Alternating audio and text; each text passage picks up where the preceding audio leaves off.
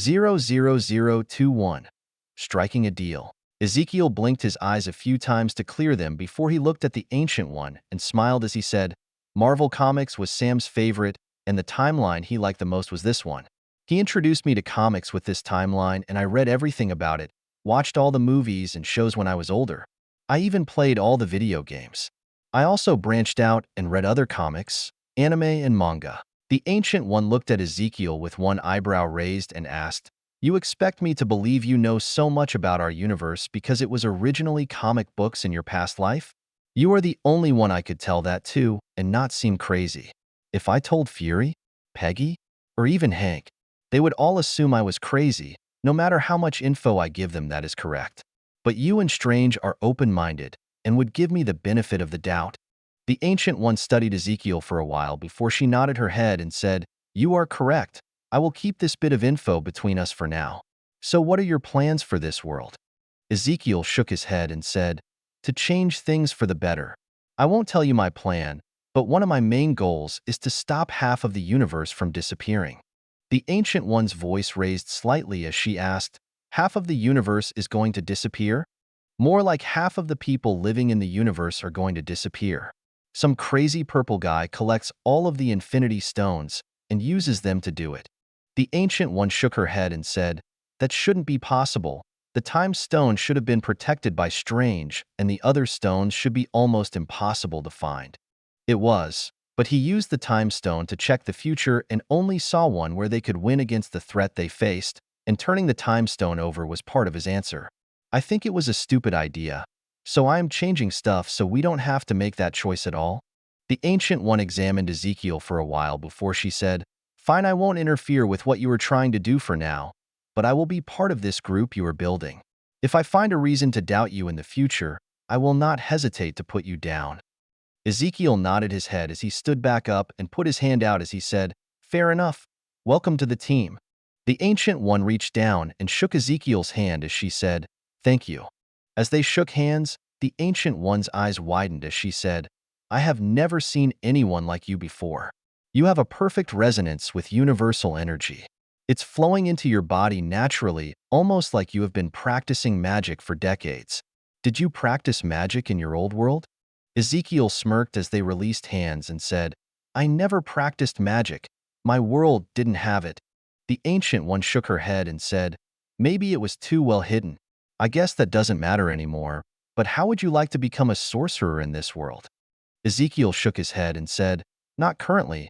I have too much other stuff I need to worry about. Maybe when I can handle running a few clones at the same time I might think about it. But my current concerns are building my team, programming and training myself. The Ancient One shook her head again and said, You are currently 2 years old. Training in the mystic arts is mostly reading at the start with some minor practice lessons. It would be perfect for you to learn now since training a child's body will have negative effects while you are still growing. Ezekiel smiled and said, If this was a normal body you would be correct, but physical training for me will only be a net positive. Also, I was talking about training my powers more than my body. I think just becoming decent with my skills will take years of practice, even if I use clones to help me. Fine, but let me know if you change your mind. I will personally train you in the mystic arts when the time comes. Ezekiel bowed slightly and said, Thank you. I will take it under consideration for now.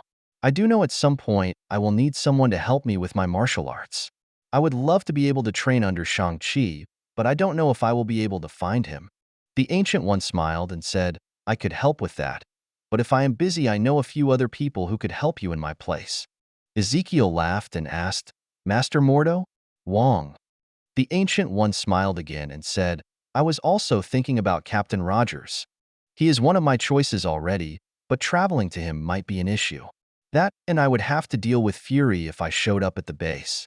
The Ancient One nodded her head and said, Fury would be an issue, but I could take care of the travel portion. Once I am older, I will take you up on that offer. Ezekiel's eyes lit up for a moment and he asked, I almost forgot. When I was waiting to be born, I had all of my memories, yet I had no brain at the time. I am pretty sure I was just cells dividing. Is my memory tied into my soul or something? Is that why astral projection works? The Ancient One laughed and said, It's a lot more complicated than that, but the short answer is yes. If you want to find out how and why it works, you would need to study the mystic arts. Ezekiel shook his head and said, I am good for now. Ezekiel looked back at the Ancient One and asked, Are you satisfied that I am not a pawn for some external planar threat? Yes, you have an uncorrupted soul. Ezekiel nodded his head and said, Good. I need to head back before Aunt May calls us back inside. The Ancient One moved her hand before her, and Ezekiel reappeared back in the real world. Ezekiel glanced at the clock and then looked at the Ancient One and said, I will send my clone back over, and you can take him with you to the base. He should be able to last for a week or so. That should be enough to get a few things done. The Ancient One asked, Isn't that going to give away who you are? Ezekiel smiled as he said, No. He will look how he does when they talk to him over the internet. The Ancient One nodded before she asked, One last thing before you leave. Do your eyes change? Change? The Ancient One pulled out a piece of paper and handed it to Ezekiel as she said, Yes, do they change from black into something like that? Ezekiel looked at the paper with a perfect copy of a 3-tomo Sharingan on it. He frowned and said, At some point they will, but I am not sure when. So you were the person I was looking for. Ezekiel looked back at the Ancient One and asked, Can't see the future clearly anymore? That is correct. I can see glimpses, but most of it is clouded. I saw you with those eyes and you turned around and looked back at me. Ezekiel nodded his head and said, Makes sense. It's hard to hide from a Sharingan. The Ancient One asked, Is it one of your powers? Yes. The Ancient One waited, but when Ezekiel provided no more info, she sighed and said, All right, go back and send your clone over so we can head back. Ezekiel nodded his head and said, Make sure you travel back from somewhere else. I don't want Fury knowing where I live. The Ancient One nodded and said, Of course. Ezekiel nodded and then flickered out of existence. Within a second, he was in the backyard and then ran up and over the fence. He was back at May's fence within a few seconds and paused by where his clone had sat down and knocked twice on the wall. After a pause, he knocked again 3 times followed by another 2, and a reply knock of 2, followed by 1 knock, was heard right after. Ezekiel moved over to where the shed was and then quickly scaled the fence, where his clone walked behind to meet him.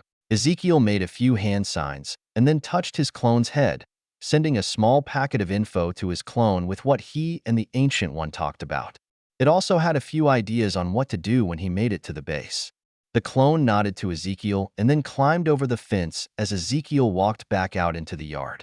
Ezekiel looked around and decided to go back inside the house and see what May was making for lunch. Ezekiel's clone was running back to his house as it thought, Why do I have to do this troublesome stuff? I would rather be programming. After a minute or so, the clone made it into the backyard and walked into the house before closing and locking the back door. After he made it in front of the Ancient One, he did a hand sign and changed into the Ezekiel she had seen when he was using the computer to talk with everyone. The Ancient One studied him for a few moments before she reached out and touched him. After she poked and prodded Ezekiel a few times, she said, This is better than any illusion spell I have ever seen. You are real, and at the same time you are not. Anyone else wouldn't know better, but I can currently see what you truly are. It's just a simple skill. We still haven't mastered it yet, but we can do it well enough to fool normal people. The Ancient One nodded her head and said, You will fool pretty much anyone, even most masters of the mystic arts. You need a special skill to see past what you are currently doing. The Ancient One reached out and spun her hand in a circle for a moment, and a portal appeared before her. She gestured for Ezekiel to walk through and then followed after him. Once she was through the portal, she closed it and then made another portal to the secret base where she had been earlier. Ezekiel stepped forward and she followed after him. They stepped out into the meeting room that was being used early, but everyone else was gone. As the portal closed, Ezekiel walked over to a control panel next to the door and entered a code on it. The panel turned green and the door opened up. Ezekiel turned back to the Ancient One and said, Everyone is currently eating in the mess hall. Feel like taking a walk? The Ancient One nodded her head and started to follow Ezekiel out the door and down the hall. They walked in silence for a while, turning one way, then another, before they came to a set of double doors. When Ezekiel reached them, he opened one of them and let the Ancient One walk into the room past him and followed her inside. There was conversation going on inside the room till Ezekiel and the Ancient One entered. Everyone stopped what they were doing and looked at the duo who just entered. Ezekiel stepped forward and said, "Hi, my name is Ezekiel and I am not a pawn to some extraplanar entity. I hope we can work together now." Everyone looked from him to the Ancient One, who let out a little sigh as she nodded her head in confirmation. 00022. A plan is forming. Fury was the first to respond and said, "How the hell are you only 2 years old?" Ezekiel smiled as he responded and said, "I am about an hour old. It's the boss who is 2 years old." Everyone paused at that comment and looked from Ezekiel to the Ancient One. She just nodded her head and said, "I am not sure how it actually works, but this is a clone of some kind. It is slowly using up its life force and will only last about a week." Ezekiel smiled and said, "That is about right. As long as I don't use any of my skills, I should last for about 7 more days." Steve looked a little off and asked, "You are fine with only living for a week? Is there something we can do to help you?" Ezekiel laughed before he said, "I thank you for your concern, Cap, but I am not really alive in the normal sense. All of my memories are a copy from the boss, and when I disappear, he will receive all of my memories." Fury spoke up next and asked, "Since you are a clone, is this what you will look like when you are older?"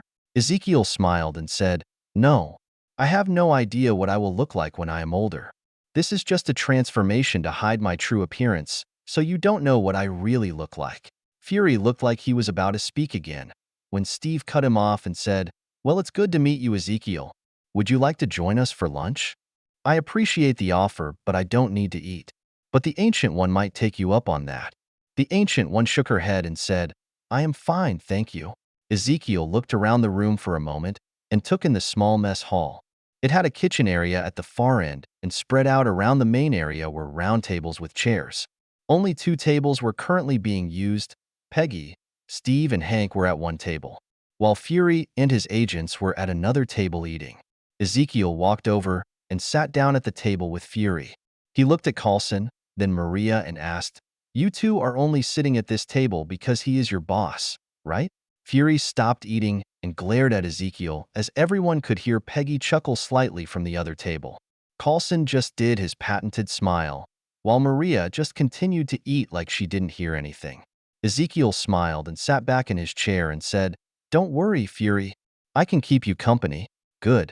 Maybe you will answer a few questions while you are here." Ezekiel nodded his head and responded, "I don't mind, but I won't answer everything or anything at all, depending on what you ask about."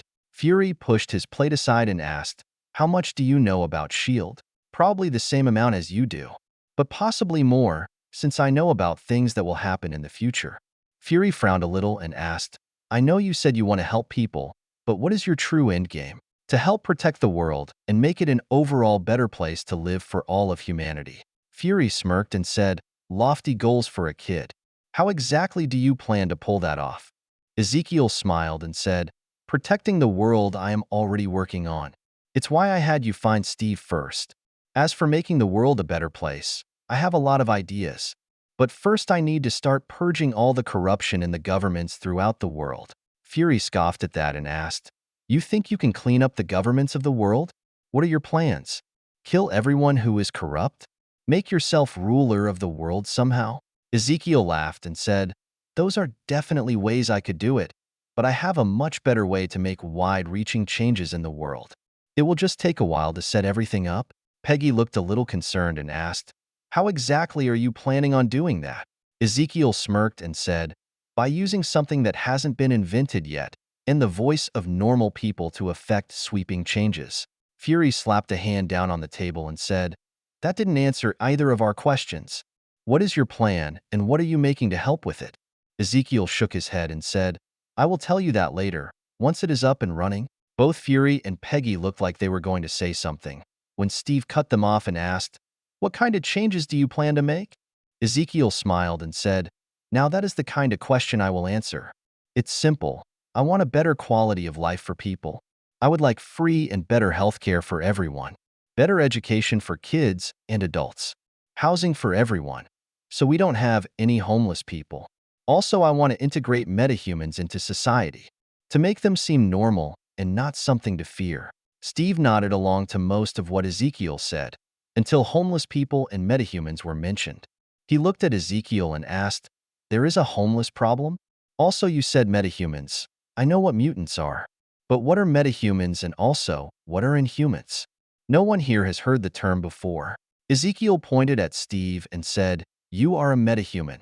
So are mutants and inhumans. There are a few other types that would fall under the same category, such as the boss, but mutants and inhumans are the biggest groups.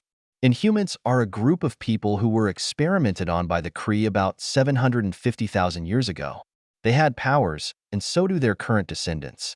As for people being homeless, just look around most major cities. Heck, in New York City, there is a whole community of mutants that live in the sewers." Fury looked the most concerned about that and asked, "The Kree were here that long ago? Also, how sure are you about a group of mutants living in the sewers of New York City?" "Yes, they were, but they left after a while and have left us pretty much alone since. Besides a few exceptions, like in 95. As for the mutants, I am about 90% certain, but you don't need to worry about them. Most of them don't have powers, so much as bad mutations. Weird colored skin, scales, slime, fur. Honestly, most of them struggle just to live with their mutations. How have the Inhumans stayed hidden for so long?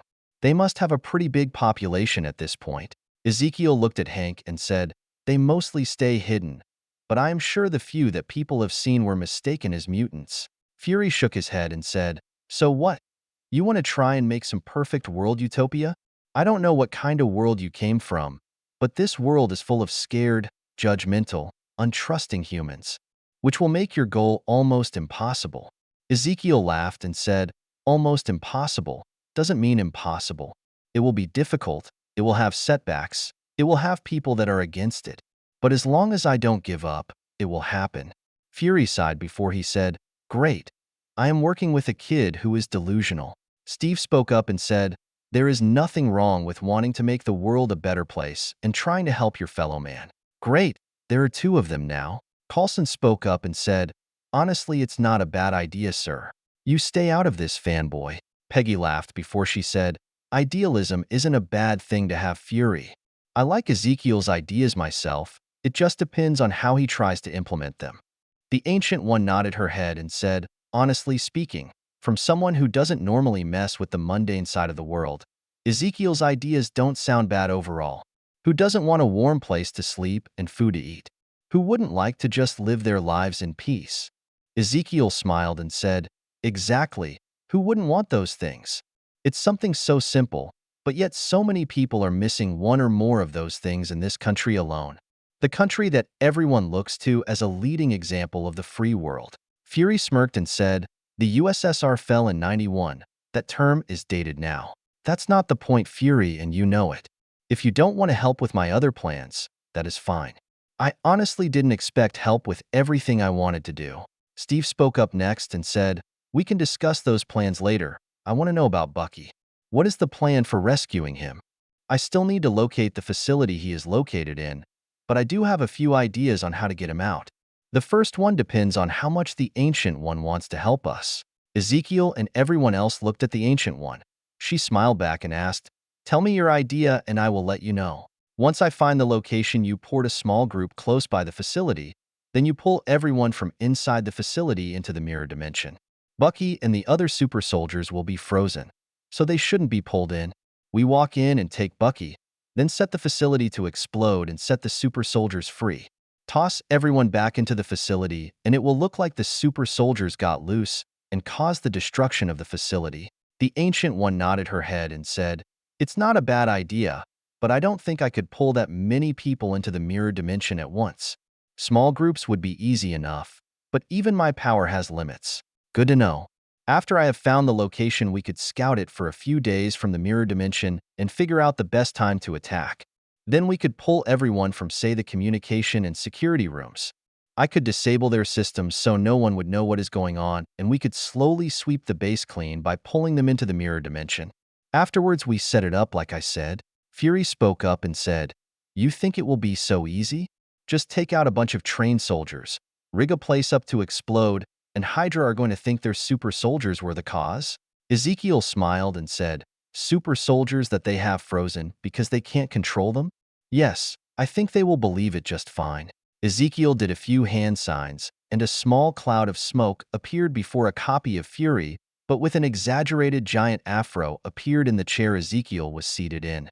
He looked at everyone in the room for a second before he looked back at Fury and said in Fury's voice, "But if I pretend to be the base commander and send out a call for help before we blow the base?" Fury looked like he was about to explode, while everyone else was trying not to laugh. Even the Ancient One had a slight smirk on her face. Steve actually held it in the best and said, "I think that plan would work well, but you also said you had a few ideas on how to get him out. Would you like to explain those and we can figure out which one will work best? Or maybe a combination of your plans?" Fury spoke right after and said in a calm voice as he slowly reached into his coat, "I will give you 10 seconds to change back before you get hurt. 1, 2. The Fury with the ridiculous afro laughed and said to Fury, "You know, if I change back, it will shorten my life expectancy." 8. Fury made some hand signs and changed back into Ezekiel and said, "You have no sense of humor, Fury." Fury glared back at Ezekiel and said, "You would need to be funny first." Ezekiel placed both hands over his heart and said, "You know words hurt the most, right? You don't look hurt at all." The Ancient One spoke and said, "Children, can we get back on track, please?"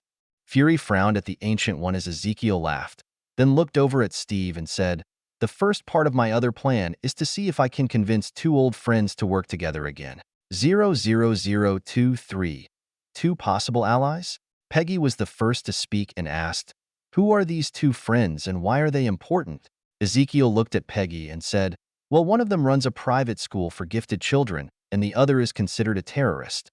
Charles Xavier and Max Eisenhart, two of the most powerful mutants in the world." Fury looked upset and said, "You want us to work with a terrorist? He isn't that bad. It's part of the reason he hasn't been stopped or killed yet. All of his attacks have been against people or governments who were harming mutants." Fury laughed for the first time before he said, "Have you heard anything that man has said about mutants being the superior race? The Homo superior, that is the next stage in evolution, and that normal humans won't have a place in the new world." Ezekiel laughed hard for a few seconds. When he finished, he looked at Fury and said, "Yes, he has some hard edges, but after doing research on him, he isn't that bad. He isn't mutant Hitler in this timeline, and I know in others he has done a lot of good for mutants and humans alike. He just needs to be approached properly and shown a better way to move forward. Honestly, him and Xavier working together, tempering each other, always leads to the best way forward for mutants. I think with my help, it can be even better. Can I have a rundown on both of these people?" Ezekiel looked towards Steve and said, "Professor Charles Xavier is currently confined to a wheelchair and runs a school for gifted children. It's actually a school run by and for mutants. He is an extremely powerful telepath, but is nice and very approachable if you don't mind him scanning your surface thoughts. I think talking to him over the internet like I do with you might be best for now. While he wouldn't be able to scan my mind or the Ancient Ones, all of you are like an open book to the man. Also, he does that passively, like you breathe air. So don't think too badly about him for it."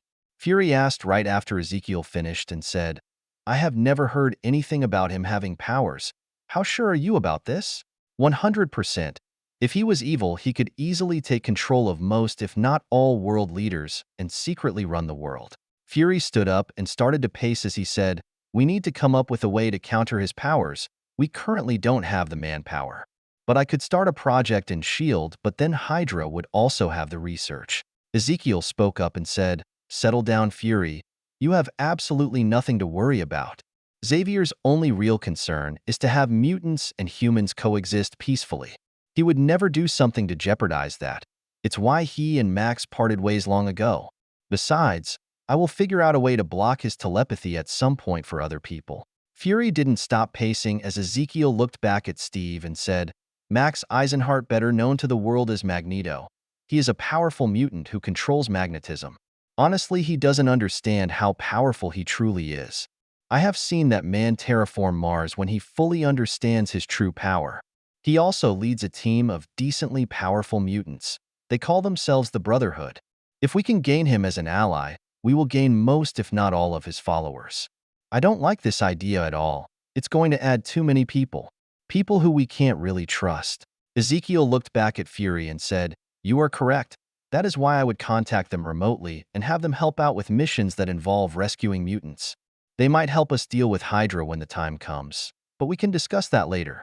The other reason I want to contact Xavier is because Logan works at his school. Steve leaned forward a bit and asked, "Are you sure it's him and not his son or a cousin?" "I am absolutely positive it is James Logan Howlett. He was born around the 1880s in Canada. The only issue is he doesn't know who he is anymore. Someone thought a bullet to his brain would kill him. All it did was fuck up his memories, and he now goes by Logan since he doesn't remember his real name. Xavier has been trying to help him regain his memories, but it's slow going since it was more of his brain being destroyed than actual damage." Steve and Peggy both looked a little upset since they had both been friends with the man during the war. The rest of the room was quiet besides the sound of Fury pacing back and forth while he was thinking. Steve looked up at Ezekiel and said, "I know I am supposed to be hiding, but I would like to meet him if possible." Fury stopped pacing, turned and looked at Steve as he said, "I don't think that would be a good idea. Only a handful of people currently know about you. I would like to keep it that way. Actually, we need to let Xavier and Logan know about Steve. Think of it as an olive branch. We will be helping Logan learn about his past, and at the same time building a bridge of trust with him and Xavier. We only need to bring Logan here with the help of the Ancient One to make sure this place stays secret. Or we could send Steve and Logan to some place out of the way. I don't want anyone else on this base, unless I vet them myself. We will need to find another location with no people, where they can meet up." The Ancient One spoke up next and said, "I know of a few places where I could send them, where no one else will be." Steve nodded to the Ancient One and said, "You have my thanks in advance, Ancient One." The Ancient One nodded back, as Peggy spoke up and said, "I would also like to join you when you meet James. It would be good to see him again. I doubt he still smells like a wet dog wrapped in a cigar." Ezekiel laughed and said, "You would lose that bet." Peggy let out a sigh, as Ezekiel looked towards Fury and asked, "Anything else you want to know about that I might answer?" Fury shook his head and said, "I have a lot more questions, but I know you won't answer them. So what's next? Are you going to contact Xavier and Eisenhart?" "No, not yet. Since I am here, I want to take a quick tour and look around. I also want to plan out a work area and talk to Sam about ordering some things I will need for myself and the others who will be coming to join me." Fury turned around and stared at Ezekiel and asked, "What do you mean by others who will come join you?" "More of myself, of course. Tomorrow the boss wants to send over more clones. As long as the Ancient One will help me with transportation, that is." The Ancient One nodded her head and said, "I can do that. But if you and the others wish to use portals to travel around normally, I would either need to train a few of your people in the mystic arts, which could take anywhere from a few months to over a year, depending on the person, or I could bring in a few of the masters to help with portal transfers. They could also swear upon their magic to keep this place and the people who use it a secret."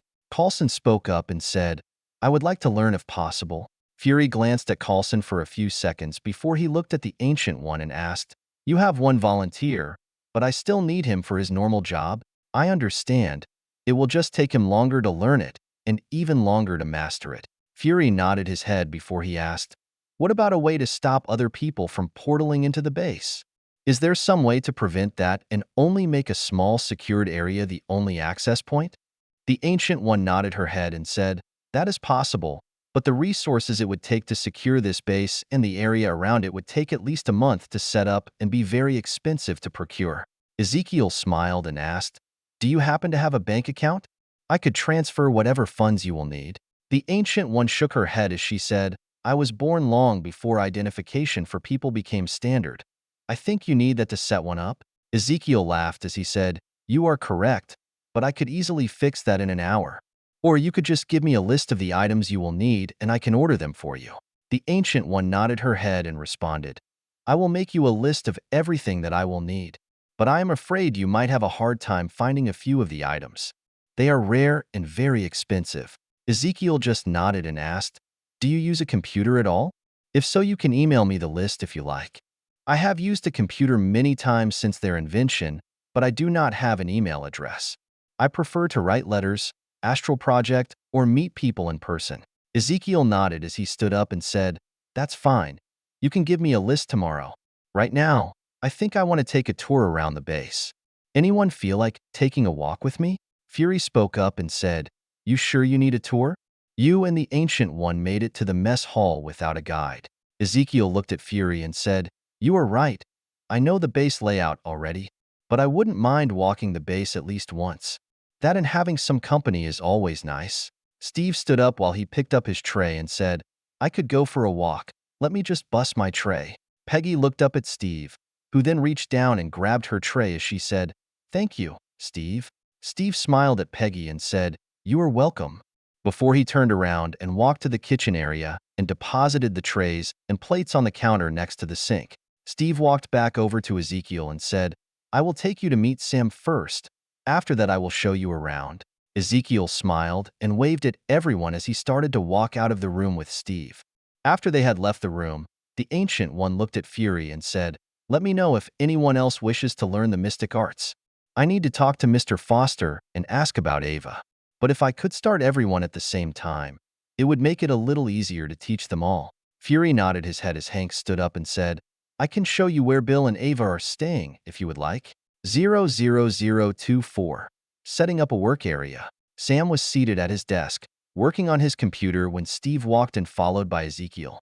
Sam was so engrossed in his work that when he noticed them, Steve was standing in front of his desk and he jumped a little as he looked up at them. Steve smiled down at Sam and said, "Sorry, I thought you heard us come in." Sam looked from Steve to the person on his right and jumped out of his chair as he exclaimed, "Ezekiel actually came here? Does Fury know?" "Never mind. Of course Fury would know. But how are you able to get in the base?" "It's currently locked down, and only I can let people in or out." Ezekiel smiled as he put out his hand and said, "It is a pleasure to meet you, Sam. And I got here through a magic portal." Sam laughed as he reached out and shook Ezekiel's hand and said, "A magic portal? That was pretty good. I bet Fury was the one who let you inside, through some secret entrance only he knows about." Steve shook his head and said, "He was being serious. The Sorcerer Supreme is here in the base and she brought Ezekiel here. She also said she could teach a few people the mystic arts. Coulson already volunteered to learn." Sam's eyes lit up as he looked back and forth from Steve to Ezekiel as he asked, "Really? I could learn actual magic? You're not joking about this, are you?" Ezekiel smiled as he said, "Not at all. I am sure you learning magic would be a boon for the base. But you will have to double-check with Fury on that." Sam nodded his head a few times before he asked, "So what can I do for both of you? I assume you came all the way here for a reason." Ezekiel smiled again as he said, "You are correct. I need some things. I am going to be setting up a small study area first. After that, I will need to set up a laboratory. But that can wait till later." Sam sat back down at his computer and opened up a new file before he looked up at Ezekiel and asked, "Tell me everything you want. It might take a few weeks to get everything here, though, since we are trying to hide this place. If we had it sent to a different location, how long would that take?" Sam opened up a program. After he typed a few things into it, he looked up at Ezekiel and said, "It depends on what it is, but I could probably get most items sent to a storage facility or warehouse pretty quickly, within a day or so at most, depending upon how rare the item is." Ezekiel grinned as he said, "Perfect. Everything I want should be easily accessible. I need standard office desks and chairs, like yours. 10 of them should work. Then I want 10 copies of school books from first grade all the way to college level, and I want everything. Medical, science, engineering, chemistry, biology, coding. If there is a degree for it, I want all the current books for it." Both Steve and Sam looked at Ezekiel in confusion as Sam asked, "That is a lot of books to find. I don't think I can get them all by tomorrow. Do you mind if I ask why you need all of those?" Ezekiel smirked and said, "I am not the real Ezekiel, but a copy of him. Everything that I learn will be sent back to him. His plan is to use clones to learn as much as he can as fast as possible." Sam sat back in his chair in awe as Steve asked, "Is that really gonna work? Will you learn everything you need just from reading books?" Ezekiel laughed as he shook his head and said, "No, not at all. Knowledge without experience will only get me so far. Once I have finished book learning, I will switch to actual hands-on experience, and will need to make some labs for each subject I want experience in. I am sure Hank, Bill, and the other scientists we gather can give me some pointers along the way. It will take a while, but I have some ideas that might be extremely helpful to us in the future." Sam nodded his head in understanding as he leaned forward and started to type again. He said, "Okay, I will prioritize the first grade and up books. The college level and all the supplemental books would take the longest to gather anyways. Ezekiel responded and said, I will need 20 of the newest and best computers on the market, along with a few top-of-the-line computer servers and all the extra equipment to set them up as a network. I am not in a rush for those, but I will additionally need art supplies. Mostly paper of different sizes. You can also get me some plain printer paper. I will need black ink, bush sets, and different types of black paints. But you can get me a full range of color too, and stuff to clean up the bushes with. Sam typed away on his keyboard as Steve looked at Ezekiel and asked, What's the art supplies for? I have some skills I need to learn and practice with, and their main requirements are paper and black ink. The other stuff is to test out if it works or not. Sam looked up from his keyboard and asked, Anything else you might need? Ezekiel shook his head and said, No, that should do it for me for now.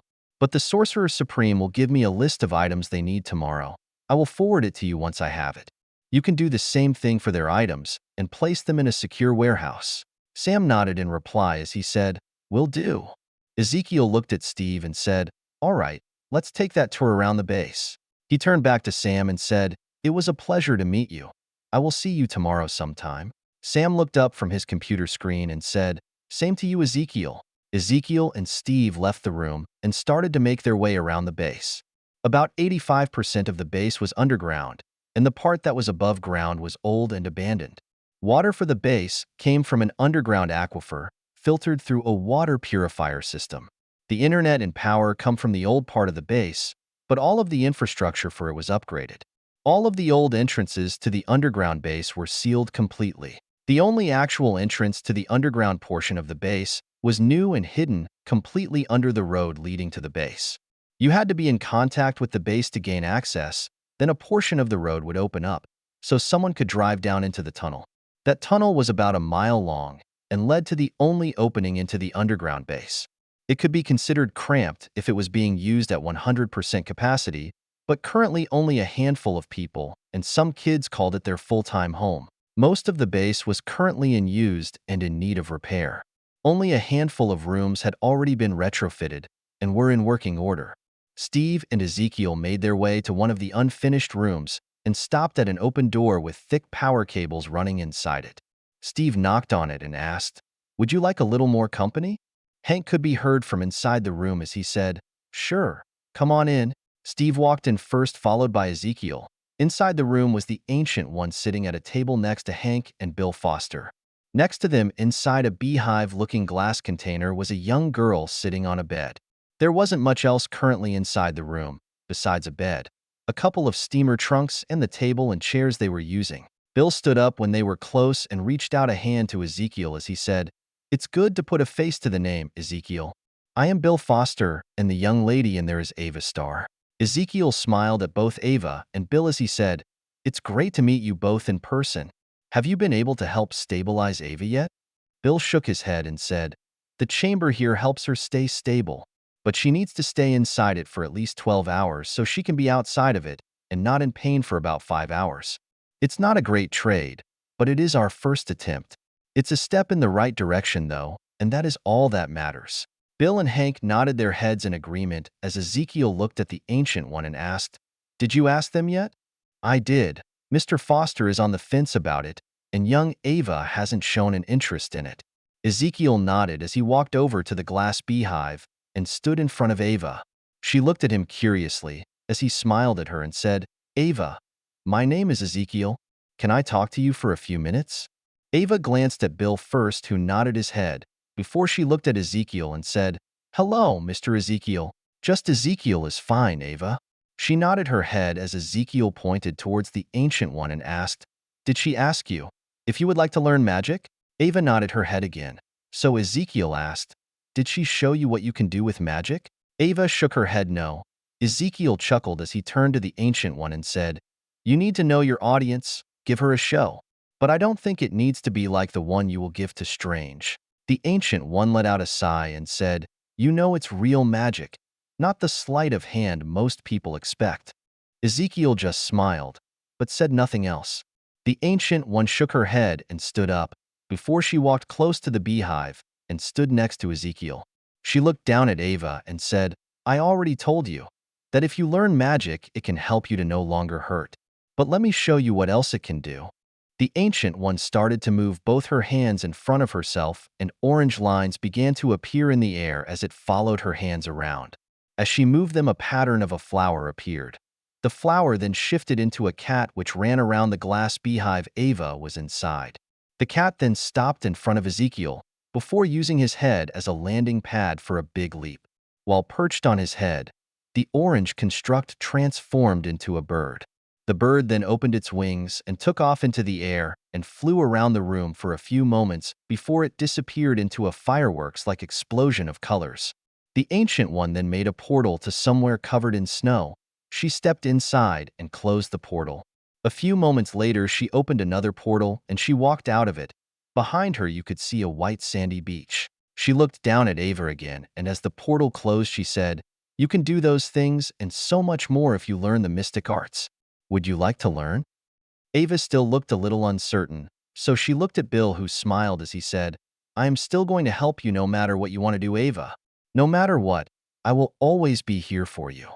Ava smiled brightly before she looked at the Ancient One and said, "I would like to learn magic, please." 00025. A troubling issue. That was awesome. Everyone in the room turned around to look at the door. Peeking into the room were 4 kids. The youngest was currently covering her mouth, while the other kids looked shocked. Steve was the first to react and said, "Shouldn't all of you be doing your schoolwork?" A boy with mahogany-colored skin stood up straight and said, "We finished early, sir. We came to visit Ava." Steve smiled and said, "Well then, knock on the door next time and don't eavesdrop. Also, you don't need to be so formal, Eric." Eric nodded his head, but said nothing else. The youngest spoke up and asked, "Mr. Rogers, can we come in and hang out with Ava?" Ezekiel laughed before he said, "Mr. Rogers, want me to get you a sweater?" Steve looked confused, but Bill and Hank both chuckled for a moment. Even the Ancient One smirked a little. Ezekiel smirked as he said, "Just something you missed while you were asleep. Do you have a computer yet?" Steve shook his head and said, "It's on the list of things I need to get. You can have one of the ones I asked Sam for, and I will show you how to use it properly." Steve nodded his head as he said, "Thanks, I appreciate it." Steve looked back at the kids as the young girl at the door asked, "Can we get computers also? We only have school books right now. It's not that fun here. We can't even go outside to play." Steve was about to say something when Ezekiel said, "I will tell you what. How about all of you come inside and introduce yourselves to me first?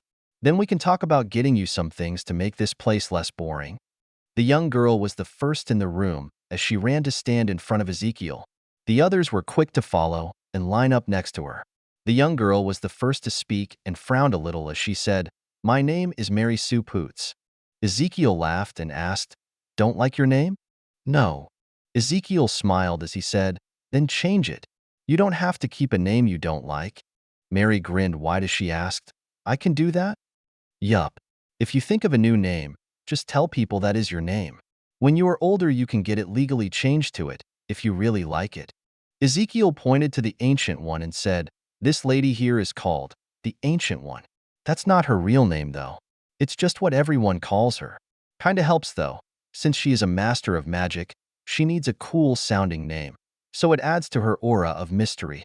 The kids looked at the Ancient One in awe as Steve, Hank, and Bill tried not to smile.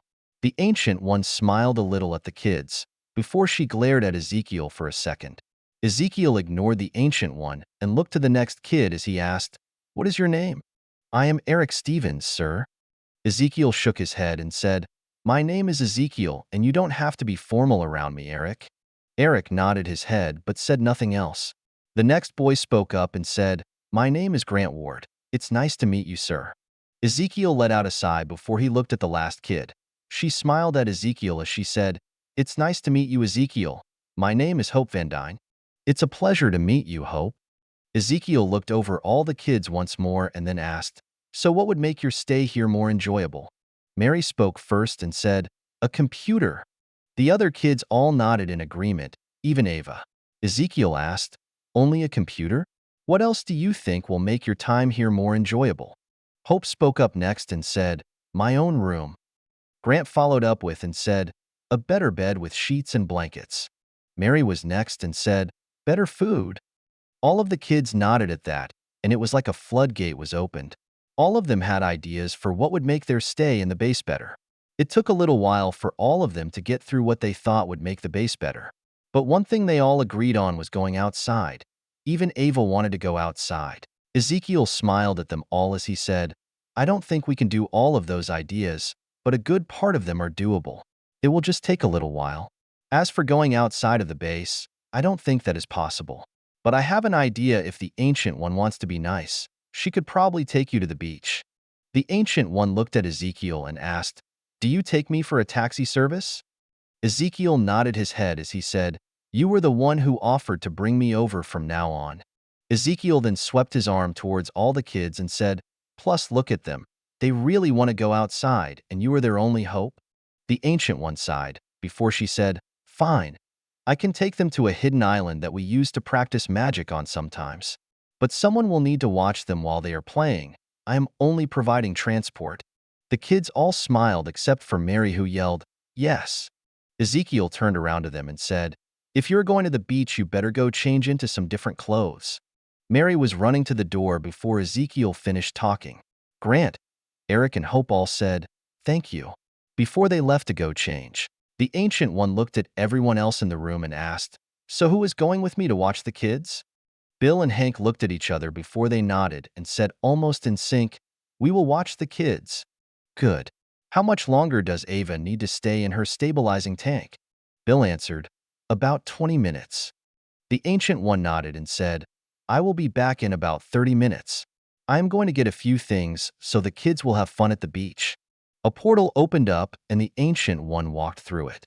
As it closed, Ezekiel looked at Steve and said, "What about you? You want to go with them? You won't have many chances to go out since we are trying to keep you hidden." Steve thought about it for a few seconds before he asked, "What about you? What are you going to do?" "I am going to talk with Sam and make another order. Then I will borrow a computer and work on some more code for my next project." Steve nodded his head and said, "All right, I am going to go check with Peggy and see if she wants to join me for a walk on a beach." Ezekiel nodded his head and then turned to Hank and asked, "Can I borrow you for a few moments?" Hank nodded, and as he stood up, he said, "Follow me." Hank led Ezekiel out of the room to the one next door. It was in the process of being worked on. It looked like it was going to be a laboratory. Hank stopped next to a workbench full of tools and asked, "What did you want to talk about?" "How is your relationship with Hope?" Hank looked blindsided by the question, but recovered quickly as he said, "Strained. She only talks to me if she absolutely has to. Otherwise, she ignores me." Ezekiel nodded and said, "Well, you did send her away to school when you lost Janet. Have you tried to talk with her about it?" "It's hard. I have no idea what to say. I was never a good parent. Janet was the one who made our family work.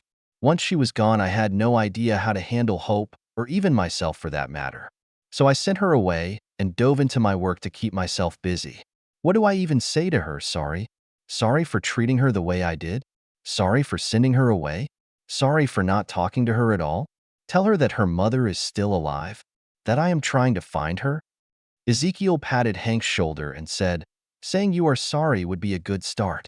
Just be honest with her and everything should work out. She might hold a grudge for a while, but I think she will come around sooner or later." Hank stayed silent as he nodded his head. Ezekiel patted his shoulder one more time before he said, "All right, enjoy your beach trip. I need to go talk with Sam again." Theo was laying in his crib. He had just been put to bed and was thinking about what had happened today. He had been noticing that clones would act out in weird ways sometimes. Like the clone today who attacked the Ancient One. That wasn't something he would have done. Yet that clone did it, and the feelings he received from the clone were eagerness and excitement. He closed his eyes and drifted off to his mindscape for the night. He appeared in his normal place, inside a copy of the home office he used to use. This one he considered his real one. It was the first one he had made, and all the copies were made from this one. He walked over to his chair. It was big, brown, and made of some type of very soft leather. He actually found it in some CEO's meeting room when he went to hash out some finer points of a contract with some lawyers. It was added into the contract that the chair would be given to him as part of his payment. Theo sat down in the chair and let out a contented sigh. While the chair and this place might only exist in his head, it felt more than real enough whenever he was here. The feeling of the chair as he sat in it. The smell of leather mixed with the slightly earthy smell from the garden outside. The slight hum of computer fans and the muffled sound of birds chirping in the trees. It was all from his memory, but it felt real to him. Every time he sat in this chair and closed his eyes, as he sat in his chair, he started to go over everything again. Each time his clones would act up and do weird things he himself wouldn't do. He remembered from the story that Naruto's clones could act up sometimes, but they always acted like Naruto himself. They never once acted against what Naruto himself would do. Could the issue be that shadow clones work differently in real life compared to how they were portrayed in the show and manga? It could make sense. He didn't need to use hand signs or say anything to actually use his skills. He was currently using them to give people the illusion they were needed for his power to work. And he would be lying if he didn't think they looked cool when you could speed through them quickly like Kakashi. Plus, saying the name of the attack was pretty cool and could be intimidating too. Yup, that was it. It had nothing to do with the fact he was a big nerd. Nope, not at all. Time passed slowly as Theo went over every memory of using a shadow clone. The more he looked over the memories, the more confused he became. There was nothing different from the ones who acted weirdly compared to the ones who didn't. Even the one from today, there was nothing he could find that made it act the way it did. Theo let out a sigh before he opened his eyes and said, "It just doesn't make any sense. It's almost like they are different people, but I can't find any reason why." That's because they are different people. Theo shot up out of his chair and stared at the person who just spoke. His mind froze for a few moments before he asked, "Sage of the Six Paths?" The man before him nodded and said, "You are correct, Theo. Or should I call you by your original name?" Theo shook his head and said, "No, Theo is my name now." Theo shook his head again as he said, "I must be going crazy, or I am having some type of nervous breakdown and just talking to myself?" Yes and no. Yes and no. It's either I am going crazy or I am not. The man smiled and said, "It is a lot more complicated than that. It took me a while to figure it out myself. Can we chat for a while?" Theo nodded his head and said, "Sure. Why not?" 00026. This could be a big problem, or? Theo sat back down in his chair and waved his hand in front of him as another copy of the chair appeared there. He looked at the Sage of Six Paths and said, "Sit down and let's talk, Hagoromo." Hagoromo nodded his head before he walked over to the other chair and sat down.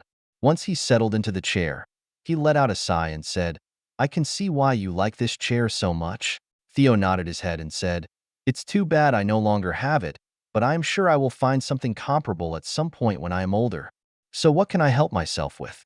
Hagoromo laughed for a moment before he said, "While that is true, it is also untrue. I am part of you, but I am also myself. Would you like to elaborate more on that? You are me, but at the same time you are yourself? As far as I can tell, I am talking to myself currently." Hagoromo nodded as he said, "You are correct, but also wrong. I am a separate personality from yourself, but since I am in your mindscape, I am also you." Theo shook his head and said, "That doesn't make sense, because I know what you know. How are you a separate personality?" "I am not sure how it works, but I know I am me and you are you. If I had my own body, we would no longer be connected like we are now. But we would both have the memories from the other person before we split." Theo nodded his head and said, "I guess that sounds correct. Kinda. But how are you here?" "Because of you." Theo frowned a little and said, "I don't remember asking for someone to share my mind with." Hagoromo laughed before he said, "But you did, when you asked for all the knowledge from Naruto." "I asked for knowledge that shouldn't give me you." Hagoromo shook his head as he said, "What is knowledge?" "What a person learns through experience and education." Hagoromo nodded his head and said, "Exactly." Theo sat silently for a while and thought about it more before he said, "So what you are implying is, I not only gained the knowledge from Naruto, but I also gained the personality of the people who I gained the knowledge from." "That is kinda correct." Theo asked, "What do you mean by kinda correct?" "I was the first to awaken. When you started to use chakra, you were using a technique I created for my descendants." Theo thought back to the first time he tried to feel his chakra and the exercise he used to expand it. The more he thought about it, the wider his eyes became. As he did, Hagoromo smiled and then said, "You seem to understand now." "Yeah, but how? It doesn't really make sense." Hagoromo nodded as he said, "I would agree, but I think I figured it out." Theo sat forward as he said, "The chakra." Hagoromo laughed as he said, "That is a weird experience, but fun." "Yes, it was the chakra which caused this. Your chakra was taken from me, the same with your DNA. You wanted the best of Madara and Hashirama, with a bit of Uzumaki, so instead you are a copy of me. The only difference is you look different." Theo shook his head and asked, "How do you know that?" "It is the only way you could get what you asked for." Theo was quiet for a while before he said, "So I will have you in my mind from now on? Me and the others." Theo closed his eyes and concentrated for a while before his eyes snapped open and he looked at Hagoromo in shock. He closed his eyes again, and when he opened his eyes again, there was a group of people in the room with him and Hagoromo. He looked at each one for a few moments before he landed on a man with long black hair and red armor on and said, "It was you. You were the one in my clone." The man stepped forward and said, "Yes, I wanted to test myself against the Ancient One. I would have won too, if this body wasn't so weak." Theo let out a sigh and said, "I guess I shouldn't expect anything less from you, Madara." Madara nodded his head and said, "We need to train ourselves more, so the next time we can crush her." Theo shook his head and said, "I shouldn't be surprised, since you are a battle maniac after all. How did you even take over my clone?" A different person stepped forward and said, "We take turns when you make shadow clones. Today it was Madara's turn." "Wait, so is someone else in the other clone I made?" Tobirama shook his head and said, "No. After the stunt Madara pulled, we didn't send another person." Madara laughed and said, "You would have tested her yourself, Tobirama." "Maybe." Theo said, "Okay, enough. Tobirama, it's nice to meet you. But don't you hate Madara and the Uchihas? Why do you both seem to be getting along?"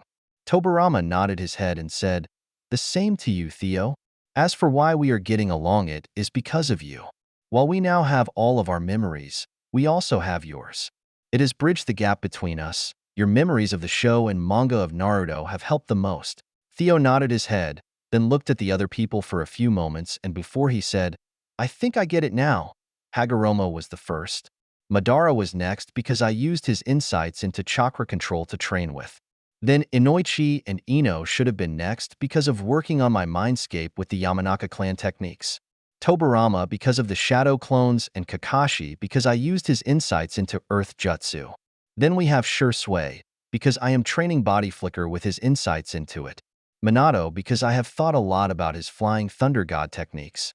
But you two, I have no idea why you would be here." Both of them stepped forward and raised their left hands, giving a thumbs up. As both of them smiled at the same time, a sparkle could be seen from it as the taller man said, "It's because of your youthful training." Theo started to laugh hard and didn't stop for over a minute. When he finished, he said, "That was even better than I could have imagined. I'm not sure if it's because we are in my mindscape or if you did that in real life, but the sparkle was just too much." Kakashi shook his head and said, "The sparkles were always there. I think they subconsciously do an instant transformation jutsu, or some type of instant genjutsu to make it happen. It is an amazing feat, considering they only have a talent for taijutsu. It is the power of youth." "Hi, Guy-sensei." Theo started to laugh again for a bit. Once he calmed down, he asked Hagoromo, "So I assume that whatever I study or train in awakens the memories of someone, and they will manifest themselves?" Hagoromo nodded and said, "That seems to be the case. So at some point I will awaken Kagaya?" Hagoromo shook his head and said, "No, I looked through what you were given. You do not have anything from her or Black Zetsu, just like you have nothing from anyone in Boruto. It seems like you gained everything from before Boruto. That is why Ino and Lee here are still young." Theo nodded his head and then asked, "So, how do you think we should proceed then?" Hagoromo smiled at that and then said, "You already know what would be the best case moving forward." Theo smiled back as he said, "Yes, yes I do." Theo closed his eyes and started to go through information he had. As he concentrated on it, people started to appear throughout his mindscape. It started slow, but as Theo continued, it became easier and faster. After a while, he opened his eyes and looked at the new people in the room with him, before he stood up and looked outside at all of the people he had awoken. A smile crossed his face as he said, I have a really good idea, but it might take some time to pull off. A few seconds later, everyone that Theo awakened in his mindscape began to smile also. Theo started to laugh because of how creepy it was. After a second, other people started to laugh also. The Ancient One opened a portal into Ezekiel's home to collect his clones and was surprised to find no copies of Ezekiel, but each clone looked different. As she took them all in, she started to cast a spell and then looked them over closely after it was finished. Once done, she said, You made more clones, but they will only last 2 days at the most now. One of the clones stepped forward. His skin was white, while his eyes were yellow and looked like a snake. Just before he talked, his tongue flickered out for a second.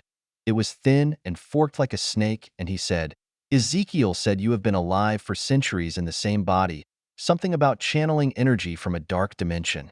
It sounds fascinating and something I would like to research. A blonde-haired woman spoke up next and said, We have other things that are more pressing to learn first, Orochimaru. The man let out a sigh and said, Of course, the other projects come first. The Ancient One looked between the two and asked, Why the name change, Ezekiel? Orochimaru smiled wickedly and said, Because we are Ezekiel and we are also ourselves.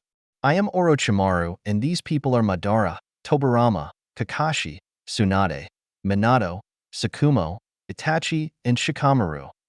The Ancient One frowned a little and asked, What do you mean by that? Ezekiel didn't mention this when we talked yesterday.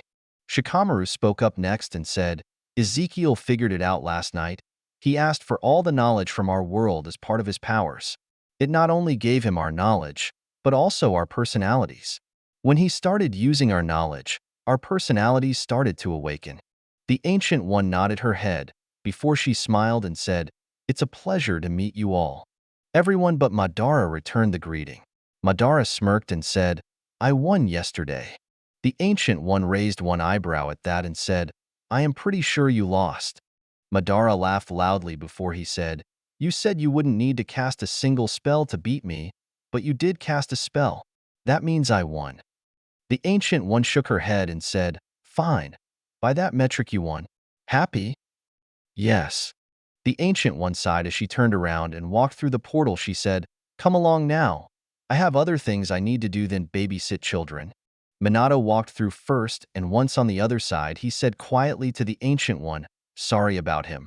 While he is a genius, his main concern is fighting. He is kind of a battle maniac. The Ancient One just nodded her head, but said nothing else as everyone walked through the portal into the New York Sanctum. She closed the first portal and opened a new one into a room with only Ezekiel inside.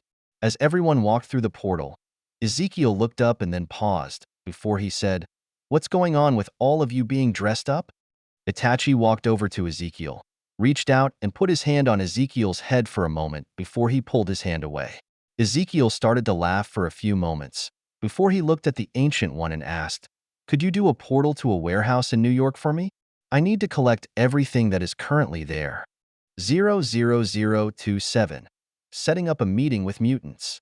Charles Xavier was seated behind a desk in his private office as he used his computer. As he looked over the grades of his current students, his computer started to slow down until it was completely frozen. Before he could do anything else, his frozen screen seemed to melt away and the face of a man appeared on it. The man smiled before he said, I apologize for interrupting you, but I wish to talk and I didn't think showing up at your school unannounced would work out too well. Xavier nodded his head and responded, Making an appointment is always best practice, Mr. Ezekiel. Just Ezekiel is fine.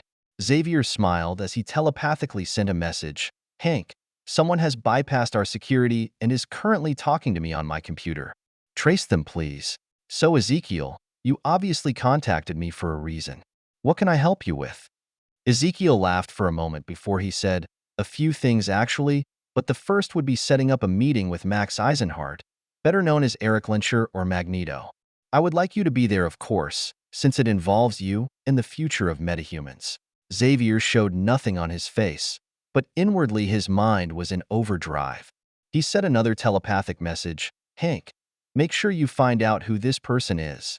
I am not sure why you think I would be able to contact a terrorist, but I believe you are mistaken. While I did have a friendship with the man at one point, it was decades ago and we haven't been in contact since." Ezekiel smiled before he said, "While most people in the world would believe that, I know that you could easily contact him at any time. As long as he doesn't have his helmet on that blocks out your telepathy. Then again, you could easily contact Raven and have her relay the message for you." Xavier smiled at that, but didn't show anything else on his face as he said, "I am not sure what you're talking about. I am not a telepath. While I have studied mutants and written many papers about them, I myself am not a mutant. Look, I don't want to waste your time or mine. I know you are one of the world's strongest telepaths and that you run a school for mutant children. I also know your teachers are mutants, and you even have a team put together that goes out to help mutants in trouble." Xavier was quiet for a few moments before he asked, "Who are you?" Ezekiel smirked and said, "Someone who has seen the future of this world and many of the possible ways it could turn out." Ezekiel stopped smiling and said, "I want to help you and Eric with your dream for a better world. But I know that any time the both of you don't work together, it ends badly. Sometimes it destroys the whole world in the process." Xavier was quiet for a while, partly because he wanted to give Hank time to trace the hacker's location. Xavier looked at Ezekiel and asked, "I can reach out, but I make no guarantees about if he will even meet you. Tell him that if he agrees to meet me, I can possibly help him increase his power over magnetism." Xavier nodded before he asked, "What else did you contact me for?"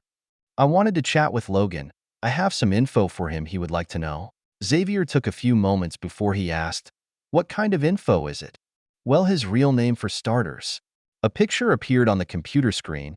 It was Captain America with the Howling Commandos. On the captain's right side was Bucky, and on his left with an arm over his shoulder was Logan with a cigar in his mouth. Xavier stared at the photo for a while before he asked, "Is that one of Logan's relatives? His father, perhaps?" "No, that is Logan. He has been alive for a long time. Here, look at this." Another photo appeared. This one was even older, from the First World War. In it was Logan with some other men. They were all dressed up in dress uniforms from Canada. Logan was standing off to one side holding a cigar in his right hand. Xavier finally sent a message to Logan. "Logan, could you join me in my office, please?" Xavier let out a sigh and said, "I called him. He should be here soon."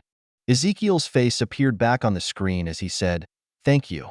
Xavier nodded his head as he said, "No, I should thank you. One of the reasons he came here was to find out who he is. I thought I could help him recover his memories, but nothing I have done has helped. Your methods might work if he didn't have a bullet lodged in his brain. He also had a bunch of memory wipes and brainwashing done to him, which didn't help either. I also have a theory that his brain heals over bad memories, which causes him to forget anything bad that has happened to him. That is mostly a theory, though, but it is a good possibility with how his power works." Xavier frowned at that and asked, "How could he have a bullet in his brain? His entire skeleton is coated in adamantium, and who was brainwashing him and wiping his memories?" "Adamantium bullet from a very powerful gun." Xavier looked towards the door and said, "Please come in, Logan." The door opened and in walked a short man, wearing a wife beater, some jeans and cowboy boots. In one hand was a beer, and in his other hand was a cigar that he pulled away from his mouth as he said, "What did you need, Professor?" Xavier smiled and gestured to his computer screen as he responded, "Logan, come over here and meet Ezekiel. He has something he wants to talk with you about." Logan walked around the desk and looked at the computer screen for a moment before he said, "What do you want, bub?" Ezekiel smiled widely as he said, "Like I told Xavier, I would like to help you." The two pictures appeared on the screen and Ezekiel said, "Your real name is James Howlett, better known as Logan or Wolverine. I would like to help you regain your memories and some other issues." Logan was quiet for a while before he glanced at Xavier, who had sent him a message. "I know nothing about this man. He just contacted me today and knows things about us he shouldn't know. He also wants me to contact Magneto for him, so he can talk with him." Logan's hand clenched slightly around his beer, but otherwise he made no other outward reaction. He removed the cigar from his mouth and said, "Let me think about it. How can I get into contact with you?" Ezekiel smiled again and said, "Just let me know when we meet in person." "What makes you think that is going to happen, bub?" "Because when I have my meeting with Magneto, I want Xavier there. You won't let him come alone, just like Magneto won't show up without Mystique with him." Logan was about to say something when Xavier said, Maybe. It depends on what Eric decides.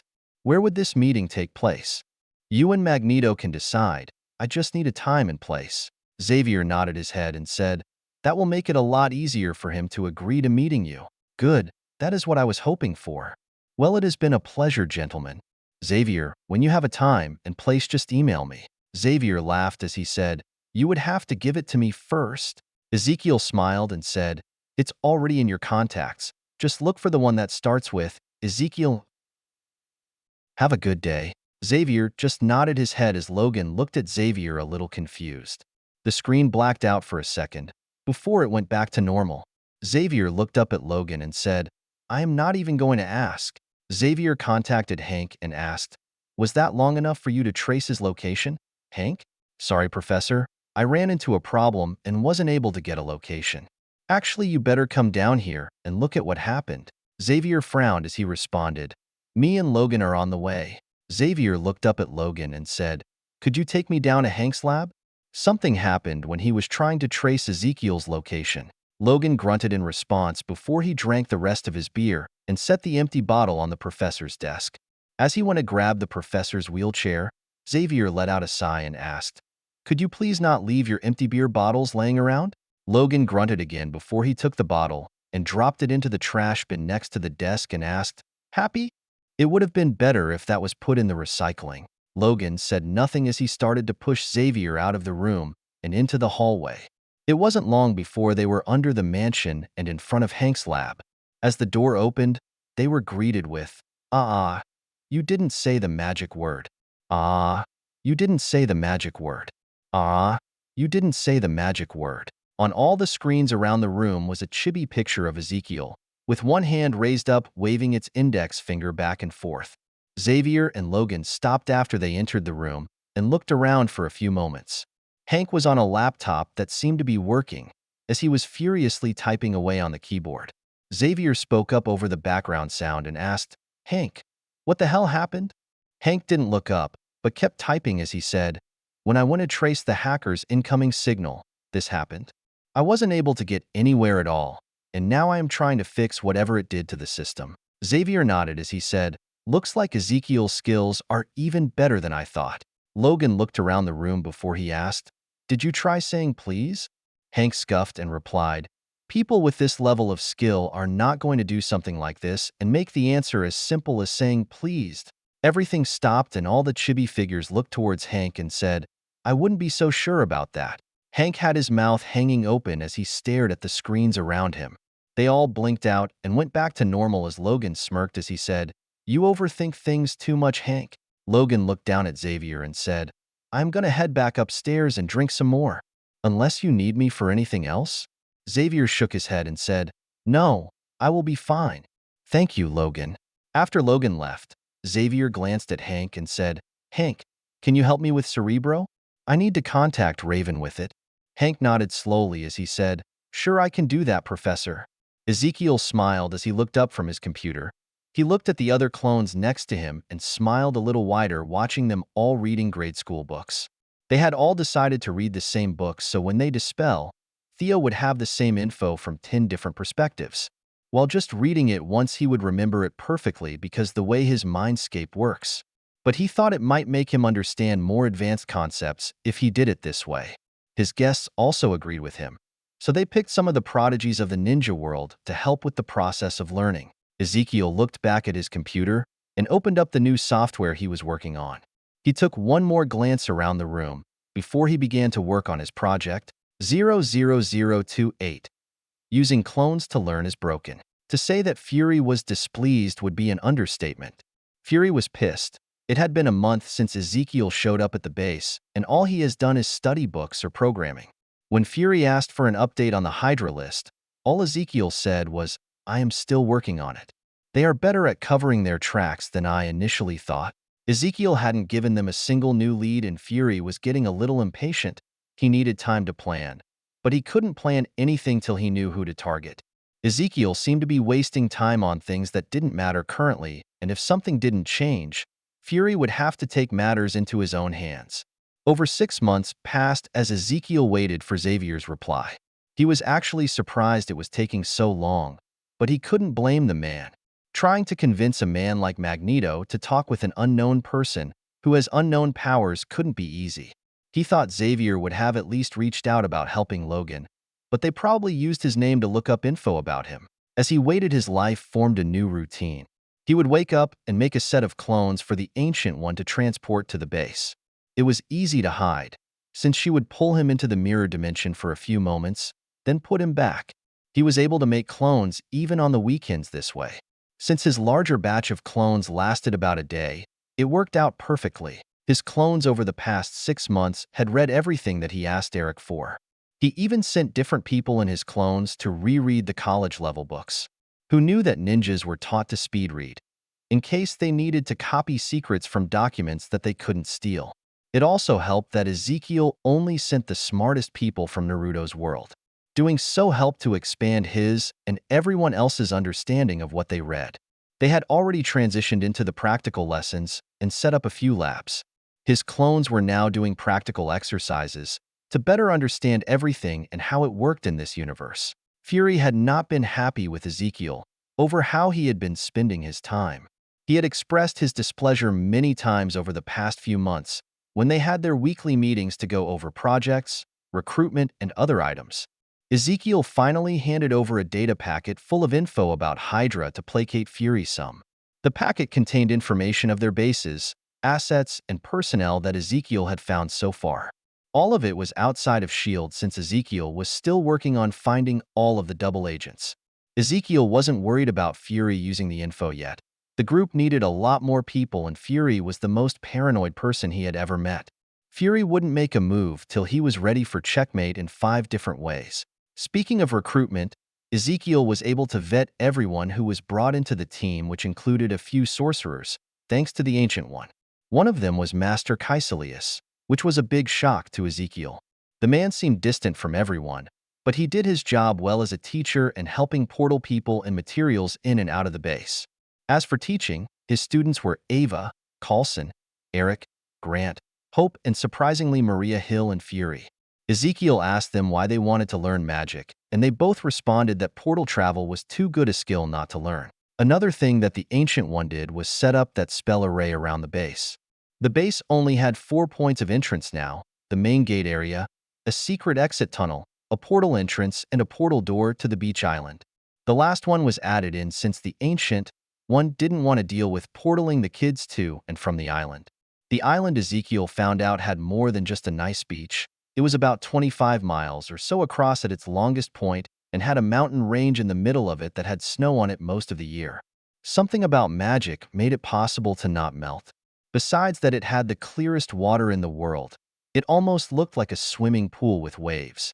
As for the kids, they seemed a lot more happy. They all had their own rooms, computers, and everything else they asked for. Ezekiel and Eric had even set up a theater room for everyone. Fury wasn't too happy with that, but since Ezekiel supplied the budget for everything, he couldn't say much else. He had also explained that it could be used as a briefing room, which finally made Fury stop complaining about the waste of space as he saw it. Besides his clones and the base, Theo had been busy himself. He was just over 2.5 now, and had spent as much time as he could training his skills and expanding his chakra. He could now make over 20 clones that last about 30 hours. It was improving his and everyone else's understanding faster, with more clones rereading books, while others worked in the labs that were set up. He had almost finished his first main project and the side project he was building for S.H.I.E.L.D. He had been programming a social media platform for the main project, but not a normal one. This one was an integration of all the best ideas from his old world. It had everything all in one application and website. A main profile section that would be tied to a single person. From there, they could enable other features they wanted to use. Its first section was a friends and family platform to keep in easy communication with people you might not see every day. You could share photos, videos, and talk about anything you wanted to with the people you were connected to on it. The second section was for people who wanted to share stuff with the world. Have a funny video, you could upload it to this area. You could also stream content on this platform, like playing video games, cooking, talking, or just walking down the street. Whatever caught your fancy and you wanted to share with people. But you didn't need to have it connected to your other account, only your main hidden profile. That was the nice thing about the main platform that was made. Everyone had a single hidden main account tied to themselves. Everything else branched out from that single account. It was to help prevent fake accounts and bots. That being said, if you were a celebrity or a sports star, you could have your private profile for friends and family and a public one for your fans. Ezekiel also had things in place for companies and governments. It worked a little differently, but even companies like Stark Enterprise could set up and use the social media platform. Which brings us to the next platform that was made. It let people post pictures, short videos, and also small blurbs of text. It was to work with and around the other platforms. Your favorite celebrity is in a new movie and wants to promote it? They would post about it on this platform. A restaurant you like has specials? It would all be posted on this platform. This platform also had an integrated rating system for companies, restaurants, parks, and other things. Ezekiel was actually surprised that no one had started any type of social media yet, considering that most people already had a computer and internet access. But then again, most people didn't have cell phones, and the ones that were out were still big, bulky, and didn't have cameras. The closest thing out was a specially designed cell phone that Shield used. It was just bulky and expensive for the normal person and didn't have everything he wanted. Since Shield built them in-house for their agents, they didn't worry about the overall cost. Ezekiel was sure if he looked around he could find the tech needed to build a slimmer and more functional cell phone with a decent camera. But he wasn't in a rush to get cell phones to the commercial market yet. He wanted to wait for people to start using his platform, then he would roll out the phones along with his platform integrated into them. Then he would start turning on all of the features of each platform. It was to secure his place as the #1 in the market and to crush anyone else who tried to enter the market by copying him. As for his other project for Shield, it was actually a new, secure operating system for their phones. Once it was completed, he was going to send it to Eric, so he could claim it was made by him. What the new operating system was going to do was act as total security for the device. End-to-end encryption for the device itself, email, text messages, phone calls, file transfers, and everything else they use it for. Ezekiel wanted the people at Shield and Hydra to test it and realize it's the best encryption and they couldn't break it, which would make them adopt it as their new standard, since even if they decompile the code, they won't find anything strange. Once it was adopted, then it would be easier to find the double agents. But if Hydra decided to steal it and use it for themselves, it would make taking them out a cakewalk. Hopefully they do adopt the software for themselves. Theo and Millie had just been put to bed. Their parents had gone downstairs to spend time together since the kids were in bed. They had started to do that since Millie had asked why they were making so much noise in the middle of the night. They were slightly embarrassed, but made up an excuse that they were playing a game. When they asked Theo if he heard them also, he told them he had heard them playing their game before Millie was born, but he just ignored them. Millie herself said she wanted to try the game herself, and their parents said she was too young to play it. She wasn't too happy but forgot about it when our mother bribed her with a cookie. Theo was in his crib thinking about the email he received today from Xavier. It was a location and time to meet up, which was for tomorrow. The message was short and said to come alone. Ezekiel almost felt he was being sent up. But Ezekiel planned to bring the Ancient One with him, but have her hidden in the mirror dimension to watch the meeting. Worst case, he loses a clone for the day, if the meeting is a trap or it just goes badly. Theo. Theo knew what was coming and let out a little sigh before he asked, "Yes, Millie? Theo, will you read me a story? Didn't you say last night, if I read you a story you wouldn't ask tonight?" But Theo reads the best stories. Theo is better than Daddy at story time. Millie was standing up in her crib and giving Theo her puppy dog eyes. Theo had a new routine with Millie. She would give him that look and he would then read her a story till she fell asleep. Theo's parents also had a new routine. When they were downstairs, they would cuddle on the couch and listen to Theo reading a story to Millie over the baby monitor. The first time it happened, they were surprised, but after the first few times, it turned into something they enjoyed listening to and turned it into their nightly routine after they put the kids to bed. Theo let out another sigh before he climbed out of his crib, went over to the bookshelf, and looked around for a few minutes. He had already read everything that was on the bookshelf to her at least twice now. So he decided to tell her a new story instead and walked over to Millie's crib before he quickly climbed up into her crib. He looked over at her and said, "Come on, get in your bed properly or no story." Millie laid back down and curled up under her blanket before she asked, Teo didn't bring a book. How can Teo read me a story without a book? Theo sat down next to Millie as he responded, That is because I am going to tell you a whole new story. It's a story about magic. You like magic, right? Millie wants to be a fairy when she grows up.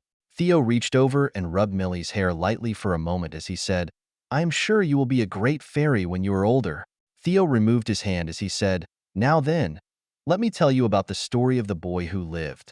As Theo started the story, he looked over at Millie, who was looking at him with rapt attention. Theo would never say it out loud and always acted like it was a chore when she asked.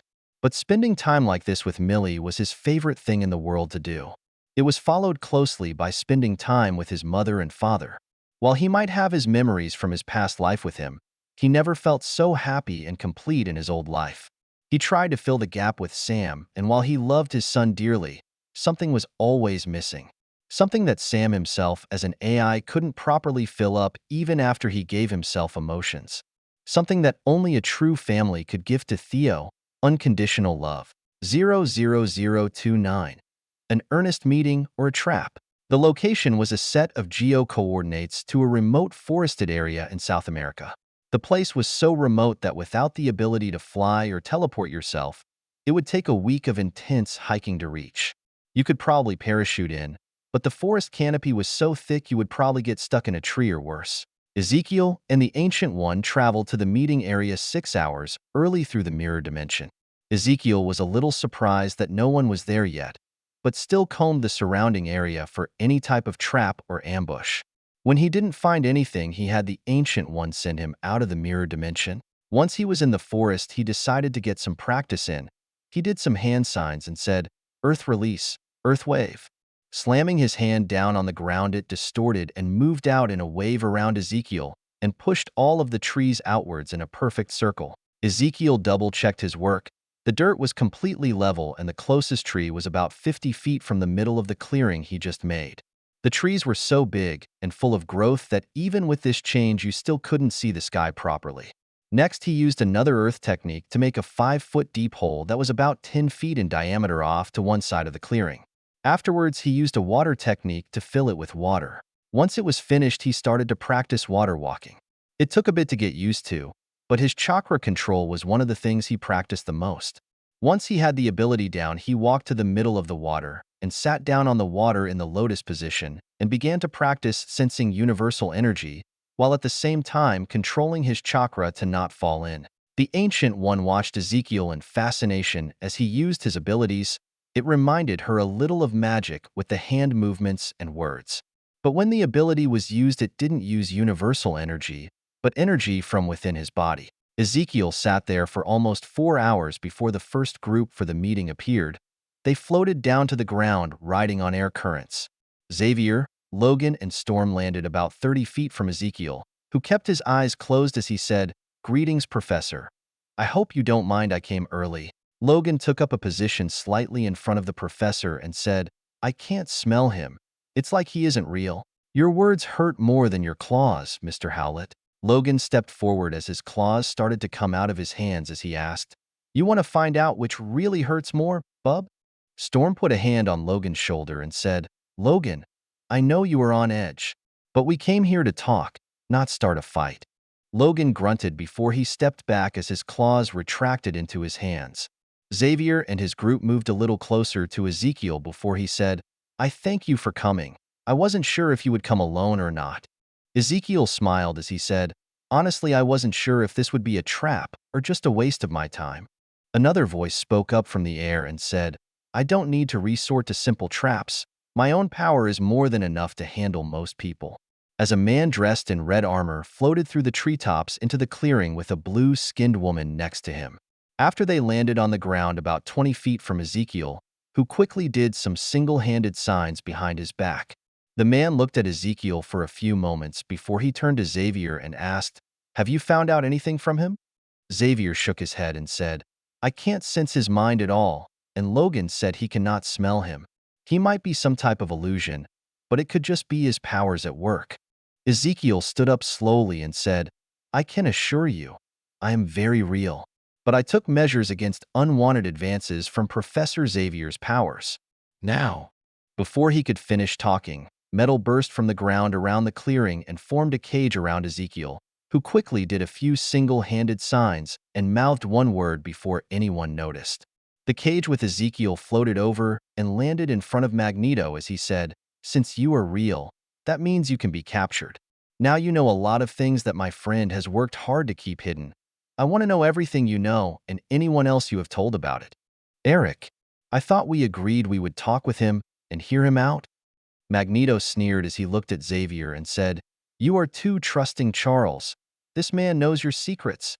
A man you know nothing about, who was able to hack the security at your school. We need to find out what he knows about both of us before we do anything else, before we can even think about trusting him." Ezekiel laughed before he said, "All these trust issues? Your ex-girlfriends really did a number on you, didn't they?" Storm smirked slightly at that, while Logan actually let out a laugh as Magneto glared at Ezekiel and said, "I'm going to ask you some questions, and you are going to answer them truthfully." Ezekiel smirked and asked, "How are you going to know it's the truth when Xavier can't read my mind?" The bars around the cage shrank a little and tiny needles formed floating around the cage as Magneto said, "I'm sure I can make you talk if I apply the right amount of incentives." Logan growled as his claws started to come out and walked towards Magneto, who looked at him and said, "You know how this will end. Back down, boy." He looked at Xavier and said, "Keep your dog on a leash, Charles, before he gets hurt." Storm spread her hands out and prepared for a fight, before Xavier raised a hand and said, "Eric, please don't do this. We can still salvage the situation." "No, Charles, he knows too much. You told me he claimed to see the future. We need to know what he knows." Xavier frowned as he asked, "Is this what you are really after? The possible info he has about the future? We don't know if he can really see the future or not." The needles started to get a little closer to Ezekiel as Magneto said, "There is only one way to find out, and if you aren't going to help, then leave." Xavier let out a sigh and said, "Stand down, both of you. I don't like it, but Eric is right. I'm going to try and force my way into his mind if I can find it. Hopefully it happens before Eric can use his methods." Both Storm and Logan relaxed a little, but still looked ready to attack at any time if needed. Magneto turned back to Ezekiel and asked, "Did you see that coming with your future sight?" Ezekiel smirked and said, "No, but it doesn't matter. I will die before I tell you anything." "Then you will have a very painful death then." Xavier concentrated as much as he could to reach out and make contact with Ezekiel's mind. But no matter what he did, he couldn't find it. He made a decision and said, "Eric, I need to touch his head to make contact." Magneto nodded his head, and the cage closed in around Ezekiel and locked his body in place but left his head exposed. He then moved Ezekiel next to Xavier, who placed his hand on Ezekiel's head and attempted to make contact with his mind. Xavier was quiet for a few moments before his face took on a slightly pained expression. Everyone was silent as they watched Xavier try to read Ezekiel's mind. Minutes passed, and it was taking a toll on the man who had droplets of sweat starting to form around his forehead. Ezekiel's eyes were closed, and he was gritting his teeth as some sweat was running down his face. Xavier forced all his concentration on his task for almost 30 minutes before he mumbled, "Just a little more." Ezekiel screamed as blood started to pour out of his eyes, nose, and ears. Xavier let out a hollow laugh as he removed his hand and said, "His mental defense was the best I have ever seen. It took everything I had to break it. Give me a few minutes to rest, and then we can get some answers." Magneto nodded his head before he walked in front of Ezekiel and said, "Looks like you are going to talk before you die after all." Ezekiel smiled wide. His teeth stained red while blood was running out of his mouth before he spit out his tongue and blood all over the front of Magneto's suit. Logan was the first to react as he said, "That's definitely one way not to talk. Charles, you need to dig through his mind before he bleeds out." Xavier was shocked, but still reached out and put his hand on Ezekiel's head as the man stared back into his eyes with defiance. It took a few minutes, but Xavier pulled everything he could from Ezekiel before he bled to death. Afterwards, he let out a sigh and looked at the corpse of a once potential ally. Xavier looked at Magneto and said, "I gathered what I could from him. Most of it is just some sporadic bits and pieces. It will take me a while to go through everything and sort out the important things. Magneto nodded his head before Xavier said, I wish you would have trusted the man a little and at least listened to what he had to say. He could have been a powerful ally to have. Magneto shook his head as he said, maybe, or he could have turned into one more enemy for us. Everyone watched as a cage formed up around Ezekiel and then floated over and sat down in front of Magneto. After a few seconds, a puff of smoke and a log appeared in the cage. Everyone except for Magneto reacted and took up a battle stance. Mystique looked at Magneto and asked, Are you all right, Eric? Ezekiel's voice was heard from the edge of the clearing as he walked out of the forest. No, he is not all right. He is currently trapped in his own mind. Ezekiel's pace was casual, while he had his hands behind his back and a smile on his face. Everyone tensed at his statement, but didn't attempt to make a move. Xavier was the first to speak and said, I want to apologize. I should have warned you that Eric might try something. I hope this didn't ruin our potential future relationship. Ezekiel chuckled as he said, I expected him to try something. Honestly, I would have been disappointed if he didn't try something. That being said, Ezekiel turned to look at Mystique, who was trying to shake Magneto awake. He narrowed his eyes and said, Ms. Darkholm. Mystique froze and slowly turned to look at Ezekiel with a little bit of fear in her eyes. Ezekiel's smile dropped, and he said, Give Magneto a message for me. This was his only pass with me. The next time I extend an olive branch, he better come with peaceful intentions or not show up at all. Ezekiel had a slightly feral smile as he said, I want you and him to know that the world is already changing and whether or not you are part of that change is up to you. But if anyone gets in my way, their corpse will be in the foundation of what I am building. Do you understand? 00030. Removing a potential threat before it can become one. Xavier's eyes widened slightly as he looked at Mystique and asked, What did you do to her? Her mind is. It's like her mind isn't there anymore, but I can still feel it. I am just showing her what the world will end up like if we don't work together. Hopefully she will talk some sense into Mr. Lyncher. It would be a shame to kill someone who can be such a valuable ally. Xavier looked towards Ezekiel and asked, So you plan to kill anyone who doesn't want to join you? Logan and Storm tensed up and prepared for a fight as Ezekiel started to laugh before he said, No, not at all. I don't care if someone joins me or not. But I already know Mr. Lyncher will try to fight me if he doesn't join me. It's the type of man he is, but hopefully this will help him to at least hear me out. Xavier frowned a little before he asked, I will also talk with him. Ezekiel nodded his head and said, Good. I will give you a month to talk with him, then we can meet back here again. Till then it has been interesting to say the least. As Ezekiel finished talking, his body simmered and then cracked like a mirror before he completely disappeared. VVVVV. Magneto looked around in confusion for a moment. He was just talking to Xavier as they were flying back to the US inside the X-Jet. Now he was back in the clearing. The cage was still here with a log inside it. Logan and Storm were standing next to the small pond behind Xavier, who was holding hands with Mystique, who looked to be shaking slightly. Magneto began to float towards them as he asked, What is going on? Weren't we just on the X-Jet, flying back? Mystique turned around from her place by the water. She had a slightly haunted look as she said, You picked the wrong fight, Eric. That man trapped you in your own mind. He could have killed you if he wanted, and we wouldn't have been able to stop him. The cage next to him rattled slightly before it crumpled into a tiny compressed ball of metal. The log that was inside it was completely destroyed in the process. Magneto let out a measured breath before he asked, What actually happened? When you placed the cage down in front of you, Ezekiel disappeared and was replaced with a log. At that point, you just stood there frozen. I tried to wake you up, but you were in some type of trance. Then he walked out of the forest without a care in the world, like we were nothing to him. I can't get the image out of my head. It's as if anything we would try didn't matter to him. He told me to give you a warning before he put me in a trance like you were in. Mystique started shaking slightly as she finished. Xavier reached out and held her hand again to help calm her down. Magneto stayed quiet for a while before he asked, What was the message? Xavier was the one to speak and said, Ezekiel said he expected you to try something and would have been disappointed if you didn't. But that was your only pass with him. The next time he extends an olive branch, you better come with peaceful intentions or not show up at all. Mystique was still shaking as she said, He also wants you to know that the world is already changing and whether or not you are part of that change is up to you. But if anyone gets in his way, their corpses will be in the foundation of what he is building. Magneto scoffed as he said, "He caught me off guard. I just need to figure out how he was able to attack my mind." Charles, do you have any thoughts on how he might have done it? Xavier shook his head and was about to reply, when Mystique stepped forward and poked Magneto in the chest as she yelled at him, "Did you not hear a single thing we said?"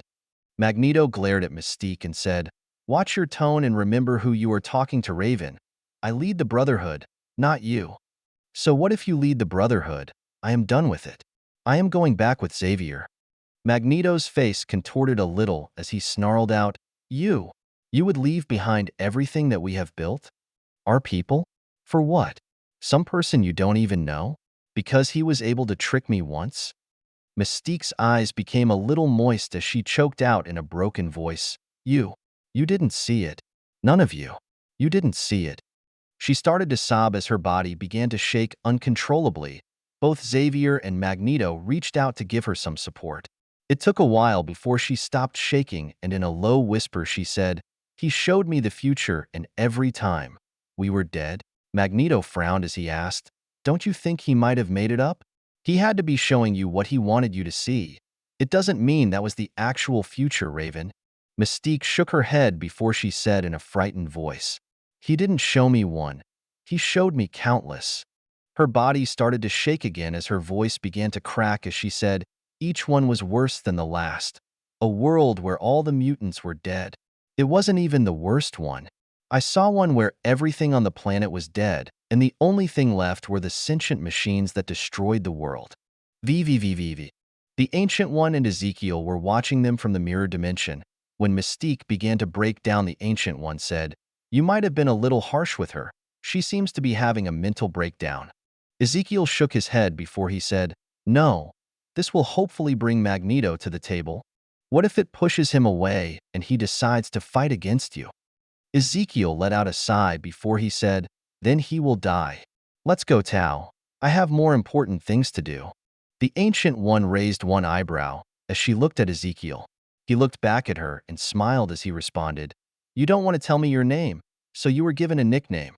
The Ancient One is too tiring to say every time, so it was shortened to Tao."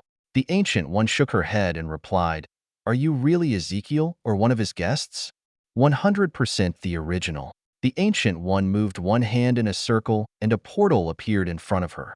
As she walked through it, she said, "Find your own way back." The portal shut instantly, leaving Ezekiel alone in the mirror dimension. Ezekiel started to chuckle for a few moments before he sat on the ground and watched Magneto, Mystique, and Xavier talking for a little while. Logan and Storm would chime in sometimes, but it was mostly Mystique talking about what Ezekiel had shown her.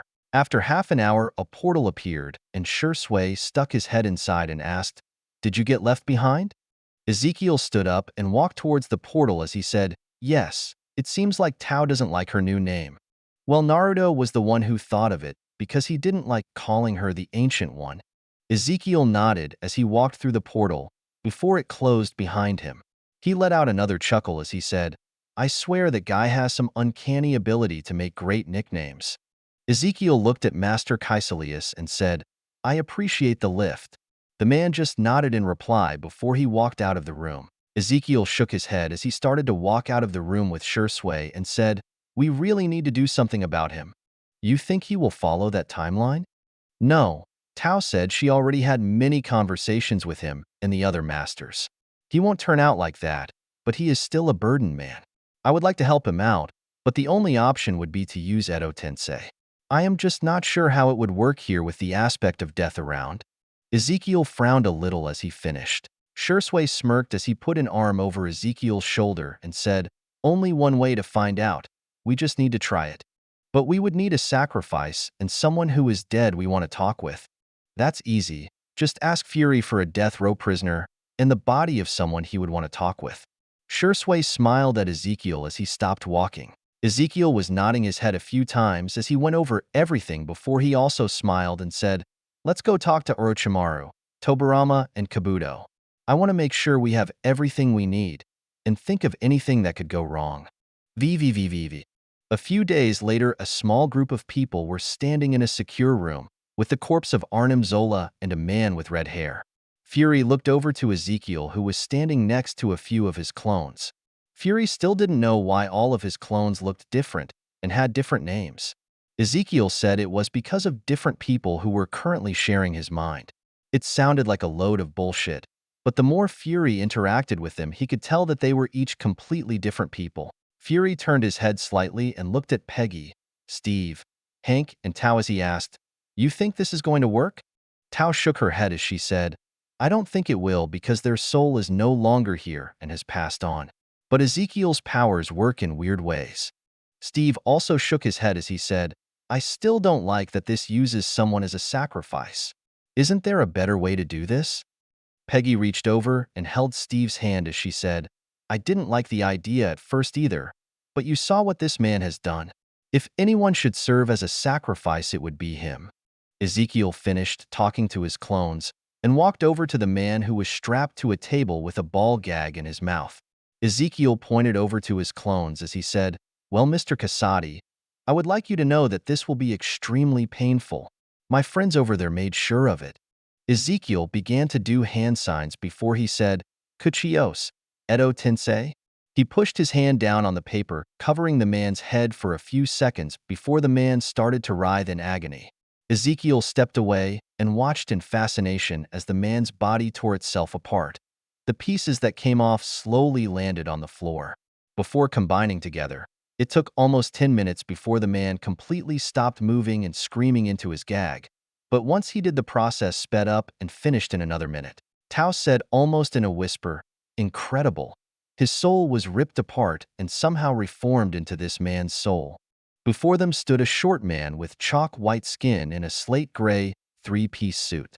The man started to open his black-colored eyes as Ezekiel shoved a dagger with a small talisman attached to it into the man's head. The man looked around for a moment before his eyes settled on Steve as he said, "You are still alive, Rogers, and you somehow look like you haven't aged a single day." Fury spoke up and asked, "Tell us who were hidden Hydra agents that helped form S.H.I.E.L.D." Zola turned to look at Fury as he said, "I am not sure how you brought me here, but I don't need to answer anything." Ezekiel smiled at that and said, "Actually, Mr. Zola, you need to answer any question they ask you from now on." Peggy was the first to speak and asked, "Did you help Hydra grow inside of S.H.I.E.L.D.?" Zola looked at Peggy. His face was twitching slightly as he tried not to speak before he said, "Of course I did. You think Hydra was finished just because the Red Skull died?